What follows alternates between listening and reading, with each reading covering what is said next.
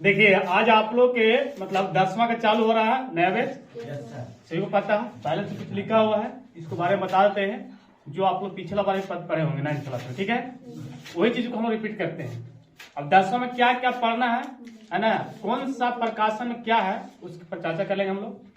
सबसे पहली चीज आपको जानते होंगे 9वीं क्लास में बताया गया होगा, ये तो आपको सबसे पहले मालूम होगा कि जीव विज्ञान का स्पेलिंग जो होता है बायोलॉजी होता है। क्या होता है आपको? बायोलॉजी। याद कर लीजिएगा, BIOLOGY और 9th क्लास में पढ़े हैं। इसके बारे में पूरा डिटेल्स बता दिया गया है और जो नया है उनको लिए काम आ जाएगा। जैसे मान के चलिए आप में से कोई ऐसे होंगे जो 9th में नहीं जानकारी मिला होगा, 10th में जानकारी मिल जाता है। चलिए, ऐसा संक्षिप्त जानकारी है बायोलॉजी। अब आता है कि जीव विज्ञान जो होता है, जो बायोलॉजी, यह क्या है या आपसे परिभाषा पूछ जाए किसे कहते हैं, चाहे क्या है या किसे कहते हैं, तो आप वही परिभाषा दे दीजिएगा तो उसमें काम चल जाएगा। जैसे जीव विज्ञान वह शाखा है जिसके अंतर्गत विज्ञान की शाखा, अगर इसमें जोड़ना भी चाहते हैं जीव विज्ञान के आगे कि विज्ञान की वह शाखा, विज्ञान के वह शाखा है ना, जिसके अंतर्गत जोड़ सकते हैं ना। तो इसी को हम बोल दिए उलट के कि जीव विज्ञान वह शाखा है। किसका शाखा है अगर पूछा जाए तो विज्ञान का है, साइंस का। किसका है? साइंस का। इसका फिजिक्स, केमिस्ट्री और बायो। ठीक है ना। तो चलिए, विज्ञान किसे कहते हैं, सॉरी जीव विज्ञान किसे कहते हैं, तो विज्ञान की शाखा है, यानी कहने का मतलब जीव विज्ञान वह शाखा है जिसके अंतर्गत जीवधारियों को, याद रखिएगा, जीवधारियों को अध्ययन किया जाता है, उसे क्या कहते हैं हम लोग? जीव विज्ञान। सीधी बात आपको याद करना कोई भारी बात है। आप खाली बोलिएगा कि जीवधारी का अध्ययन किया जाता है, जिसमें हम या जिसके अंतर्गत जीवधारियों का अध्ययन किया जाता है, उसे क्या कहेंगे हम लोग? जीव विज्ञान। नहीं याद होगा? चलिए, अब इसके बाद हम चलते हैं बायोलॉजी। ध्यान दीजिएगा, BIOLOGY। बायोलॉजी जो है आपके दो शब्द है, बायो और लॉजी। बायो और लॉजी। जो बायो जो लिया गया है जिसका जीवन होता है, अंग्रेजी में अगर लिखा जाए तो लाइफ, और लोगोस से लिया गया है। एक बायो और एक लोगोस से बना है बायोलॉजी। लॉजिक कह सकते हैं इसको आप, जिसका अध्ययन कहते हैं, अंग्रेजी में क्या हम लिखते हैं? स्टडी। क्या बोलते हैं हम लोग? यानी सीधा बात अगर बोला जाए, अर्थात अगर कहा जाए तो जीवन का अध्ययन ही क्या कहलाता है आपको? बायोलॉजी। क्योंकि इसमें तोड़ के भी याद कर लीजिए, बायोलॉजी। तो बायो का मतलब हो गया जीवन और लॉजी का मतलब हो गया अध्ययन। तो यानी कहने का मतलब है जीवन का अध्ययन ही, अर्थात कहने का मतलब है, आप शॉर्ट बोल सकते हैं कि जीवन के अध्ययन ही क्या कहलाता है आपको? बायोलॉजी। दिक्कत है क्या? जीवन का अध्ययन क्या कहलाता है? तो बायोलॉजी। जीव विज्ञान किसे कहते हैं? तो विज्ञान की वह शाखा जिसके अंतर्गत जीवधारियों का अध्ययन किया जाता है, उसे क्या कहते हैं? जीव विज्ञान। जीव विज्ञान जो है, बायोलॉजी जो है, दो वर्ड से बना, बायो और लॉजी से। चलिए, तो अब चलते हैं कि जीव विज्ञान के पिता कौन, इसको पहले हम लोग पढ़ते हैं। जीव विज्ञान का सर्वप्रथम, सर्वप्रथम मतलब सबसे पहले, जीव विज्ञान का सबसे पहले शब्द का प्रयोग किसने किए थे? तो सबसे पहले दो वैज्ञानिक थे। एक वैज्ञानिक के नाम था लेमार्क, जो कहाँ के रहने वाले थे? फ्रांसीसी वैज्ञानिक। लेमार्क जो है ये फ्रांस के हैं, यानी फ्रांसीसी वैज्ञानिक है। और दूसरा वैज्ञानिक जो जर्मनी के है, उनका नाम है ट्रेवीरेनस।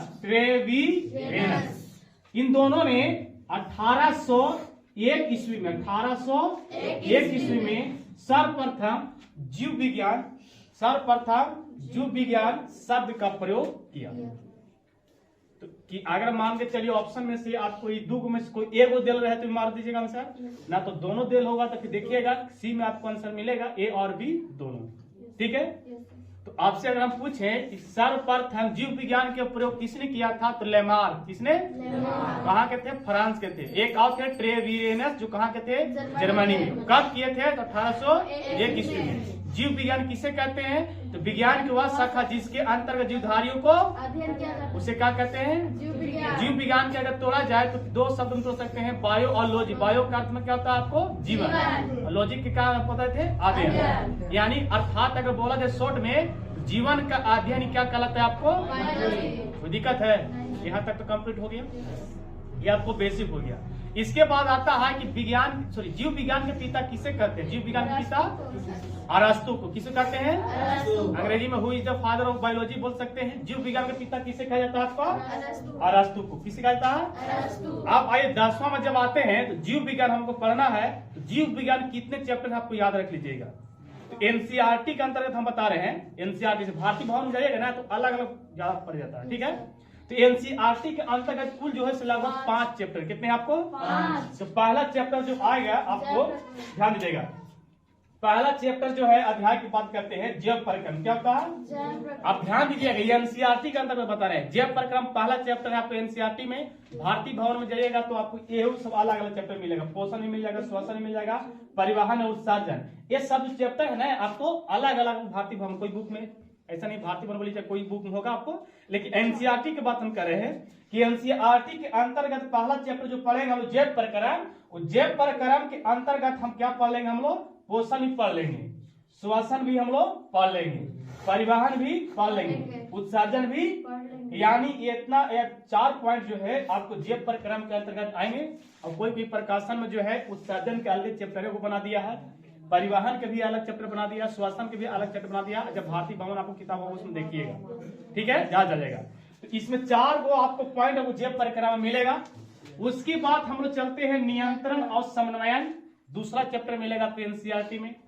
तीसरा जो चैप्टर मिलेगा जनन, जीव जन्म कैसे करते हैं, जीव जन्म कैसे करते हैं, एनसीईआरटी के अंतर्गत है। भारतीय भवन में जाइएगा तो सिर्फ उसमें लिखा जाएगा जनन, क्या लिखा जाएगा? चैप्टर पर हेडिंग जो बनेगा चैप्टर के ऊपर जनन, लेकिन इसमें जो है आपको जीव जन्म कैसे करते हैं। चौथा जो चैप्टर है आपकी आनुवंशिकता या जैव विकास, दोनों एक ही मिल जाएगा, उसमें अलग अलग बात है, लेकिन हम दोनों कमेंट करेंगे। पहले हम एनसीईआरटी खत्म करेंगे, उसके बाद उस पर रिवीजन मार देंगे, और लास्ट में 1-2 महीना बचेगा तो हम इसको क्लियर कर देंगे। फिर लास्ट चैप्टर आता है हमारा पर्यावरण। तो अगर पूछे कि आपको एनसीईआरटी में पढ़ना है बायोलॉजी तो कितने चैप्टर पढ़ना है आपको? 5। कितना पढ़ना है? 5। पहला चैप्टर कौन सा है आपको? जैव परिक्रम। पहला चैप्टर क्या है? जैव परिक्रम के अंतर्गत क्या क्या पढ़ेंगे हम लोग? पोषण क्या पढ़ेंगे हम लोग? श्वसन क्या पढ़ेंगे? परिवहन क्या पढ़ेंगे? और उत्सर्जन क्या पढ़ेंगे हम लोग? 4 चीज हम लोग को टॉपिक जो हमको जैव परिक्रम के अंतर्गत आएगा। दूसरा चैप्टर क्या है आपको? नियंत्रण और समन्वय, नियंत्रण और। तीसरा चैप्टर क्या है आपको? जीव जन्म कैसे करते हैं, जनन। चौथा चैप्टर क्या है आपको? आनुवंशिक और जैव विकास। और 5वां चैप्टर क्या है? हमारा पर्यावरण। तो दिमाग में रख लीजिएगा, जैसे आपको सिलेबस जब खत्म होगा ना तो कोई पूछेगा कि आप ही कहिएगा कि हमको बायोलॉजी खत्म हो गया, तो आगे सबको पूछ देगा बायोलॉजी में कितने चैप्टर हैं, तो आपको पता ही नहीं रहेगा। और जब चैप्टर को पता ही नहीं रहेगा तो उसको अंदर ही आपको पता नहीं रहेगा। जैसे हम जैव परिक्रम, आप बोलिएगा जैव परिक्रम चैप्टर खत्म हो गया तो ये आपको पता होगा ना कि जैव परिक्रम के अंतर्गत क्या क्या पढ़ना है, क्या क्या क्वेश्चन बनेगा, कहाँ से, तो पता है जैव परिक्रम क्या आएगा? तो जैव परिक्रम आएगा पोषण, क्या आएगा? श्वसन, परिवहन और। तो आइए जैव परिक्रम, तो जैव परिक्रम चालू करेंगे, तो चालू करते हैं तो थोड़ा सा होगा। जैव परिक्रम किसे कहते हैं? ध्यान दीजिएगा, सबसे परिभाषा आएगा जिसका अंग्रेजी में बोल सकते हैं लाइफ प्रोसेस। क्या बोल सकते हैं हम लोग? जैव परिक्रम अगर बोला जाए तो लाइफ प्रोसेस। तो परिभाषा अपने अनुसार ही बोल सकते हैं, किताबी में क्या है ना वो अलग बात है, लेकिन आप सोचिए कि उसको परिभाषा हम किस तरह से याद कर सकते हैं जो हमको आसान पड़े और सब दिन तक याद रहे, कोई दिक्कत? तो जैव परिक्रम वे सारी क्रियाएं, जोड़ना लंबा कर दीजिए, चाहे आप बोल सकते हैं, है ना, वे सारी क्रियाएं जो हमारे शरीर में होती है, वे सारी क्रियाएं जो हमारे शरीर में होती है और वो हमारे जरूरत होती है, फायदेमंद होता है, उसे क्या कहते हैं? जैव परिक्रम। ये परिभाषा आपको नॉर्मल हो गया है ना, आधा आसान से आप याद कर सकते हैं। वे सारी क्रियाएं जो शरीर में होती है, वे सारी क्रियाएं जो शरीर में होती है और जो हमको लिए क्या है? जरूरतमंद यानी लाभदायक, वो सभी क्या होगा? आपका जैव परिक्रम हो गया। अब इसमें लामा कर किताबी भाषा हम दे देगा अलग अलग कि, तो आप कुछ जान भी रहे होंगे, जैसे आपको पोषण भी पता होगा, पढ़े होंगे 7-8 क्लास में आप साइंस में पढ़े होंगे, पोषण पढ़े कि ना पढ़े हैं? वे इसमें वह जैव परिक्रम जिसके द्वारा जीवन अनुरक्षण व संरक्षण प्रदान करती है। जैव पोषण कितने प्रकार के होते हैं? तो आपको 2 प्रकार के होते हैं, स्वपोषी या परपोषी। कुछ बात आपको इसमें याद होगा। उत्सर्जन भी आपको पता होगा, जो बाहर निकलता है ना, खराब पदार्थ जो होता है उत्सर्जित पदार्थ बोला जाता है। इसमें से हम करेंगे पहला चैप्टर कंप्लीट करेंगे। इतना आप कंप्लीट कर लिए, उतार लीजिए इसको और इसके बाद हम